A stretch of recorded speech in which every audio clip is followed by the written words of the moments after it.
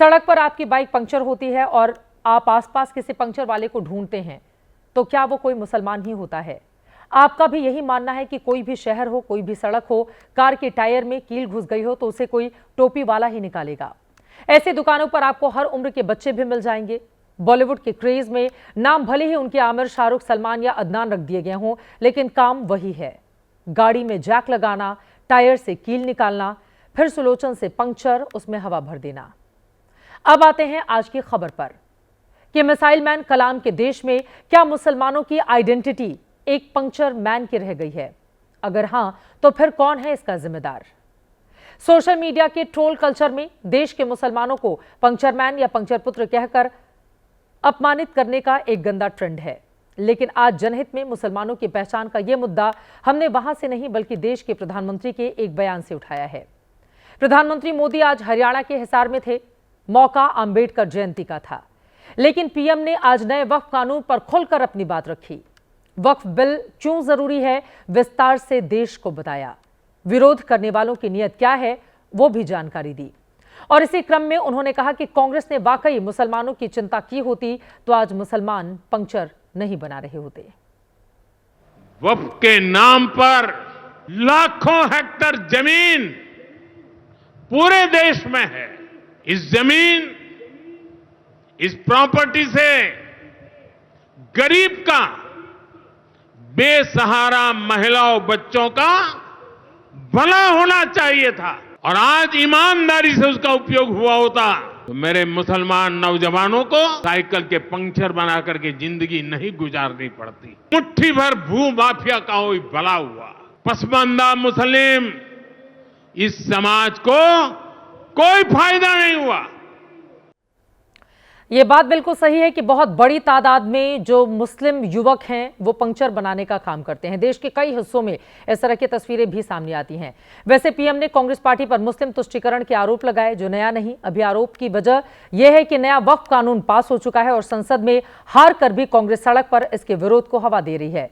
नारे दे रही है कि मुसलमानों, तुम संघर्ष करो, हम तुम्हारे साथ हैं।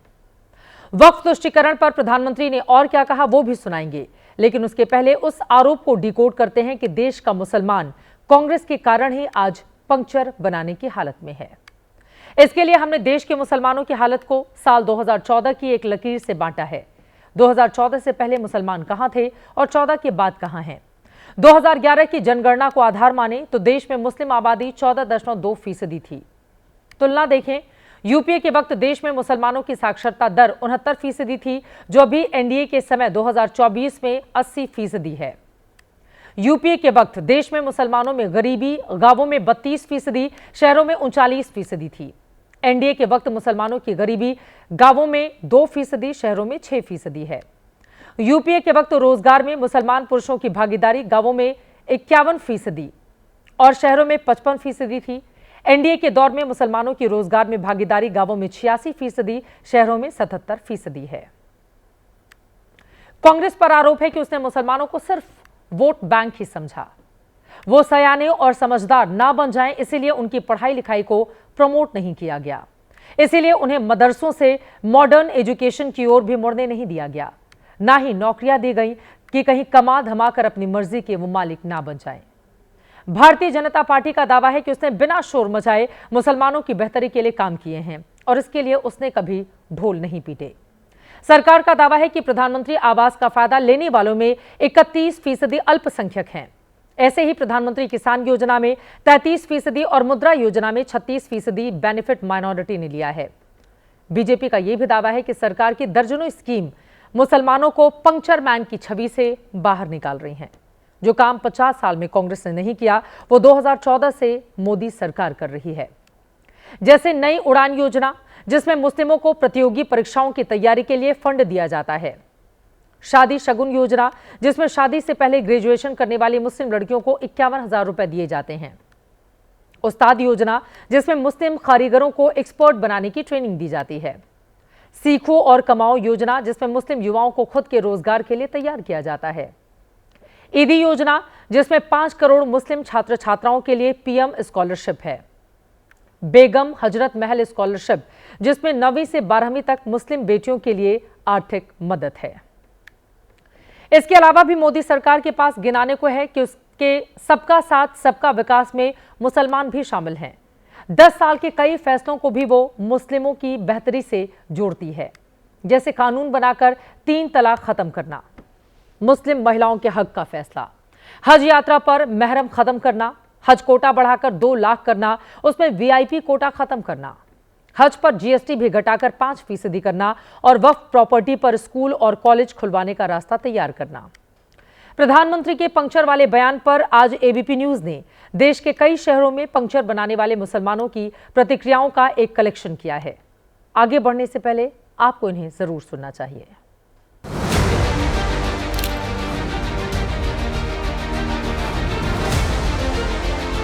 भाई मजदूरी में कर रहे हैं, बच्चे पेड़ बांधना, छोटे बच्चे हैं, ये मजदूरी में कर रहे काम। पंचर बनाने से 100-200 की मजदूरी होती है तो बच्चों का पेट भरते हैं और कोई इतना हिसाब किताब भी नहीं है यहाँ पे। और मोदी जी ने 10 साल में क्या करा हमारे लिए? ये तो हमारा काम है, हमने मेहनत से खा रहे हैं, हमारा काम है हमारा। ये काम तो बिल्कुल बेकार है हमारे लिए, लेकिन फिर भी मजबूरी में कर रहे हैं हम। ये काम में थोड़ी गुस्सा है सर। हाँ, ये काम मजबूरी में करना पड़ता है। मोदी जी भी तो पिछले 10 साल से यहाँ पर हैं, उनके रहते हुए क्या कोई विकास हुआ? गरीबी तरीके से जीता है। अगर आज ये सोच ना होती तो आज हम भी पढ़े लिखे होते, काय को पंचर का काम करने की जरूरत पड़ती।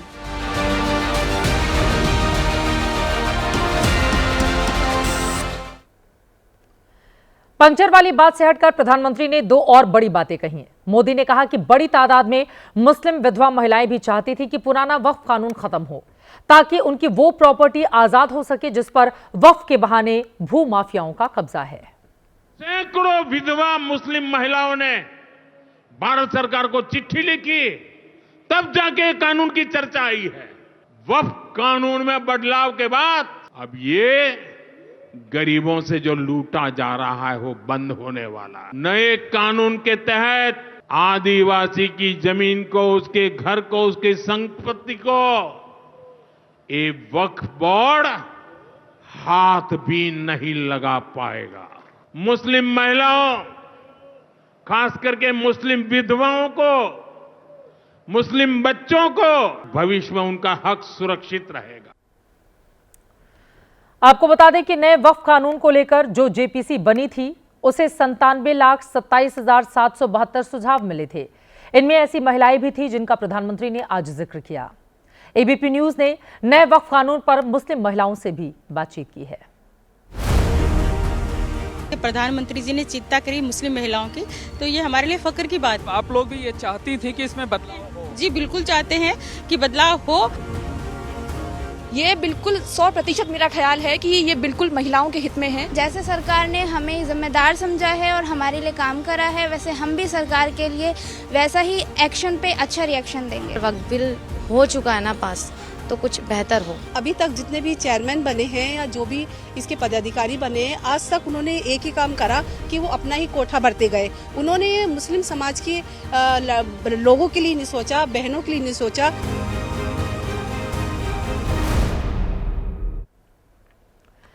वक्फ के विरोध की राजनीति पर पीएम मोदी का पलटवार पंक्चर शब्द से लेकर मुसलमानों के नाम पर कांग्रेस को एक पॉलिटिकल चैलेंज देने तक भी आया।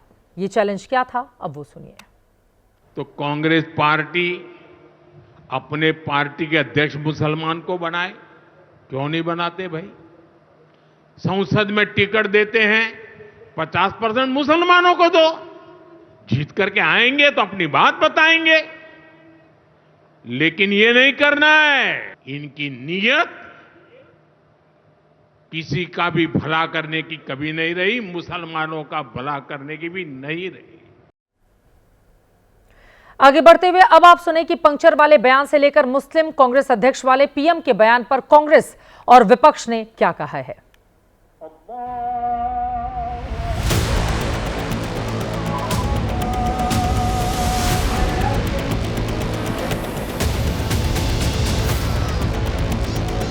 मुसलमानों के संदर्भ में पंचर बनाने की बात करते हैं तो दरअसल ये दर्शाता है कि इस देश के मुसलमानों को लेकर के आपकी मानसिकता क्या है।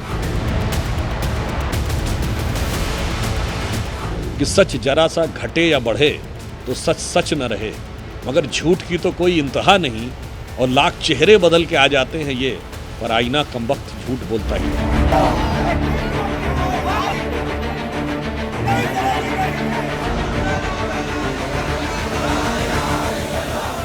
इरादे खंजर के नेक तो हो नहीं सकते। मैं उनसे पूछता हूँ कि आपने कितने मुसलमानों को एमएलए बना दिया? भ्रम फैलाना आसान काम है। ये काम कौन कर रहा है? राहुल गांधी कर रहे हैं, ओवैसी कर रहे हैं।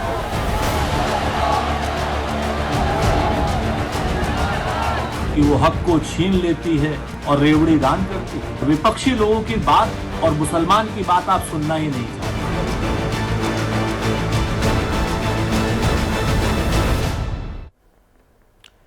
इस खबर के अंत में एक तथ्य बता दें, कांग्रेस एक बार मुस्लिम अध्यक्ष बना चुकी है, लेकिन वो वक्त था आजादी से पहले का। मौलाना आजाद जो 1940 से 1945 तक कांग्रेस के अध्यक्ष रहे। कांग्रेस ने मुस्लिम राष्ट्रपति भी सबसे पहले बनाए थे, वो थे जाकिर हुसैन। मुस्लिमों को नेता बनाने और मानने में बीजेपी का दावा कांग्रेस के सामने बड़ा कमजोर है। बीजेपी की मुस्लिम लीडरशिप उंगलियों पर गिन सकते हैं। आज भी 3-4 ही नेता दिखाई पड़ते हैं, वो भी बड़ी भूमिका में नहीं है, न सरकार में और न ही पार्टी में। प्रधानमंत्री ने जो बातें कही हैं, कमोबेश वही बातें सच्चर कमेटी की रिपोर्ट भी कहती है। लेकिन तुष्टीकरण की राजनीति ने देश में किसी का भला नहीं किया है। पीएम ने जिन मुद्दों को छुआ है, उस पर गौर करने की जरूरत है। पसमानदा मुसलमानों को समाज की मुख्य धारा में लाने की जरूरत है वास्तव में, ताकि समाज का सर्वांगीण और संपूर्ण विकास हो सके, क्योंकि विकास की धारा में वो मौजूदा वक्त में काफी पीछे छूट गए हैं।